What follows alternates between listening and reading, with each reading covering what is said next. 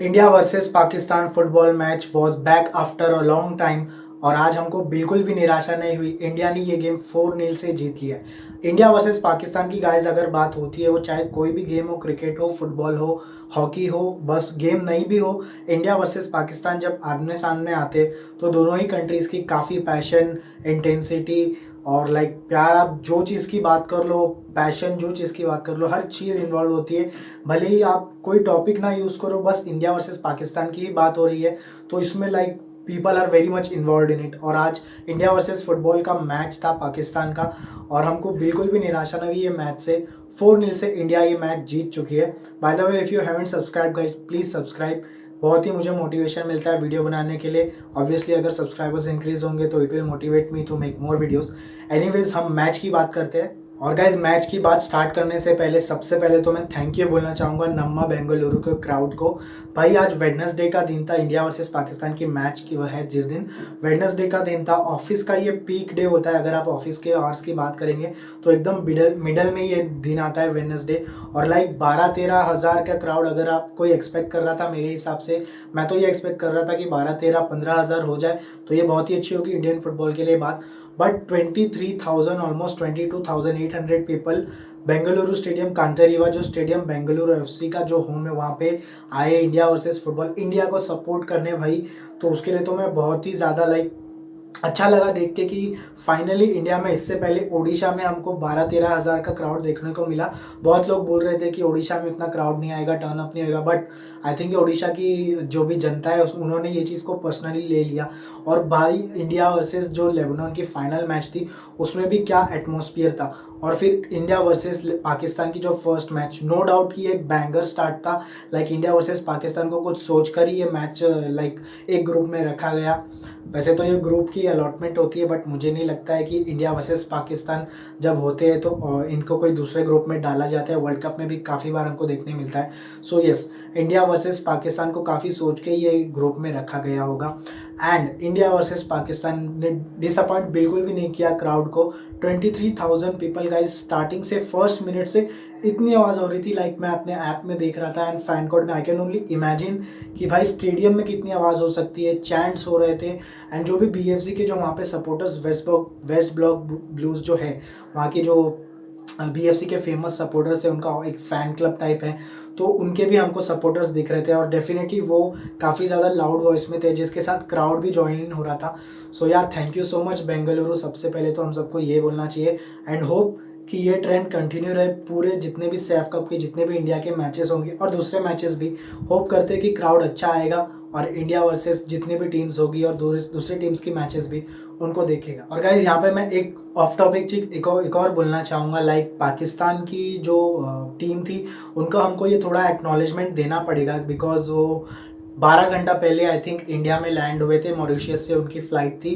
And कुछ players तो ऐसे थे कि like after the game ended, Pakistan के एक प्लेयर ने इंटरव्यू में बोला कि कुछ प्लेयर्स तो ऐसे थे कि जो आई थिंक 5 बजे भी लैंड हुए थे इंडिया में। सो उनके लिए थोड़ा सा गेम अनफेयर था, but don't take it away from the Indian players. मैं ये नहीं बोल रहा हूँ कि हमको पाकिस्तान पे थोड़ा तरस खाना चाहिए या बोलना चाहिए नहीं, वो पूरे थके हुए थे इसलिए। बट उनकी जो इश्यूज थी वो उनकी खुद की वजह से थी, बिकॉज जो उनकी गवर्नमेंट थी, पाकिस्तान की गवर्नमेंट, पाकिस्तान के फुटबॉल की जो बॉडी है, आई थिंक उनकी ही प्रॉब्लम्स स्टार्टिंग में क्रिएट हो रही थी, बिकॉज उनको एनओसी नहीं मिल रहा था, जो कि एक नॉन ऑब्जेक्शन सर्टिफिकेट टाइप होता है आई थिंक इंडिया में खेलने के लिए। आई डोंट नो इसका रीज़न क्या है उनकी तरफ से, आई डोंट नो उसका मतलब क्या होता है, बट एनओसी करके एक डॉक्यूमेंट जो रहता है, वो उनकी गवर्नमेंट उनके ही प्लेयर्स को नहीं दे रही थी। जो बिलेटेड उनको मिला, काफ़ी देरी से मिला।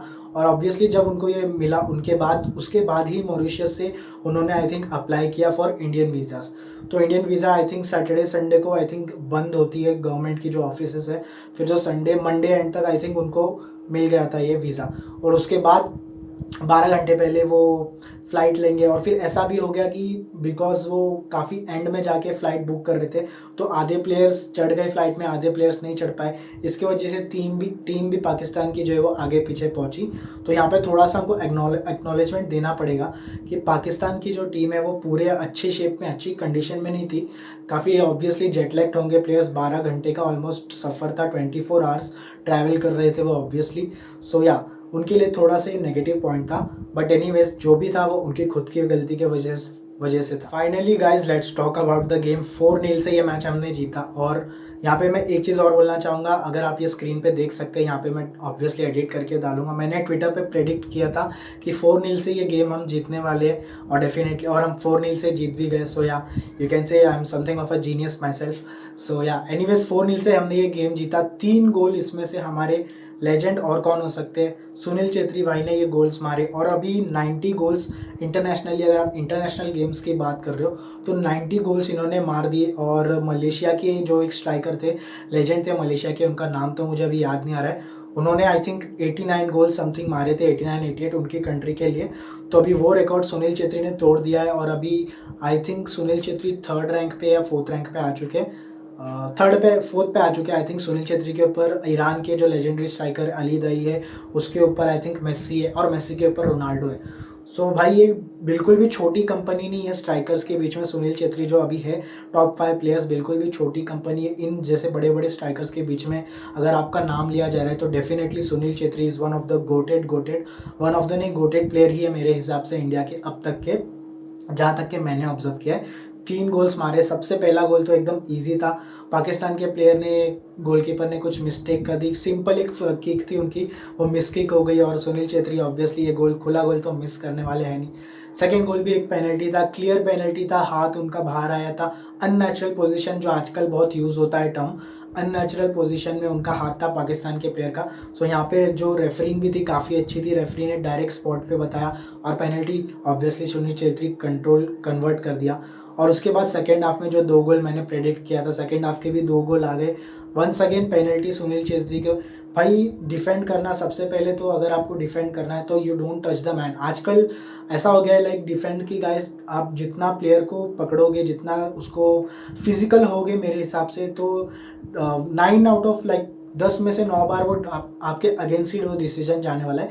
अगर आप डिफेंडर हो तो आप फिजिकल इतना नहीं हो सकते। और यहाँ पे पाकिस्तान के प्लेयर ने बिल्कुल ही सुनील छेत्री को घसीट के पेनल्टी बॉक्स के अंदर गिरा दिया। और उसके बाद वो बोलता है कि लाइक पेनल्टी क्यों दी। भाई ऑब्वियसली पेनल्टी दी और सुनील छेत्री ने कन्वर्ट भी कर दिया। उसके बाद उदांता सब ऑन होके आए। और भाई मैंने कितनी बार बोला है, मैंने पहले भी काफ़ी बार बोल चुका है, साहल थापा, चांगटे और महेश, गुरप्रीत सिंह संधू और अभी अनवर अली को भी ये लिस्ट में ऐड कर दो। ये कुछ ऐसे प्लेयर्स हैं जो मेरे हिसाब से लाइक मैं पर्सनली, मुझे ऐसा लगता है कि इनको यूरोप के लिए डेफिनेटली ट्राई करना चाहिए। बिकॉज भाई अनवर अली ने जो पास किया, जो आज पूरा गेम दिखाया पूरी टीम ने, it was perfect for me. मेरे हिसाब से तो ये परफेक्ट गेम था अब तक का, मैंने जो कैलेंडर में इंडिया का देखा, ये परफेक्ट गेम था 4-0 से जो हमने जीता है। अनवर अली ने उदांता का रन स्पॉट किया, जो बिल्कुल लाइक यूरोप में आपको ये अक्सर देखने मिलता है कि जो एक लॉन्ग पास होती है, बीच में से एक प्लेयर निकल के जाता है, like it's not a striker but winger types भी होती है मोस्टली। तो उदांता ने वही रन किया, अनवर अली ने स्पॉट किया और लाइक इतना अच्छा कंट्रोल किया और फिनिशिंग काफ़ी अच्छी थी। 4-0 से हमने ये मैच फाइनली जीत लिया। But guys end of the day बात यही होती है कि all is well that ends well. So ये कहावत के हिसाब से इंडिया ने 4-0 मैच काफ़ी अच्छा जीत लिया और एंड में तो सब अच्छे से ही हो गया। और यहाँ पे ग्रुप ए की जो मैचेस है वो ख़त्म होती है। कुवैत ने फर्स्ट मैच नेपाल से जीत लिया 3-1 से, वो गेम भी काफ़ी अच्छा था। एज एक्सपेक्टेड कुवैत ने वो मैच जीत लिया। एंड इंडिया का अगला match I think against Nepal होने वाला है सैटरडे को। एंड ग्रुप बी के मैचेस होंगे जो नेक्स्ट डे यानी कि कल होंगे। I think Maldives versus Bhutan होने वाली है एंड लेबनान वर्सेस बांग्लादेश होने वाली है। सो या ये 2 मैचेस होने वाली है ग्रुप बी की। और उसके बाद सैटरडे को इंडिया वर्सेस नेपाल का game. And let's hope India will win against Nepal. वैसे तो काफ़ी लोग एक्सपेक्ट ही करेंगे इंडिया को win against Nepal, but Nepal ने काफ़ी बार इंडिया को टफ दे चुका है रिसेंट टाइम में, हमने ये देखा भी है। So let's see what happens on Saturday and हमेशा की तरह लेट्स गो ब्लूज।